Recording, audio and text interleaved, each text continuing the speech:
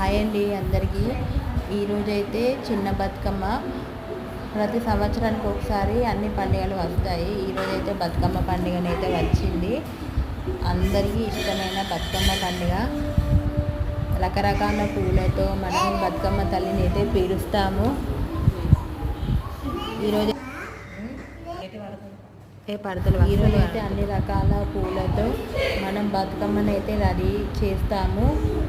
అందరికీ బతుకమ్మ తల్లి ఆశీర్వాదం ఉండాలని మనం మనస్ఫూర్తిగా కోరుకుందాం. మా ఇంట్లోనైతే బతుకమ్మ రెడీ అయిపోయింది. మీరైతే రెడీ చేశారా చెప్పండి. ఆడవాళ్ళకైతే ఎంతో ఇష్టమైన పండుగ ఇదైతే. 9 రోజులు మనం అమ్మవారిని అలంకరణతో నైవేద్యాలతో బతుకమ్మ సెలబ్రేషన్ అయితే చేసుకుంటాం కదా. అవునా కదా? కామెంట్ బాక్స్లో కామెంట్ చేయండి.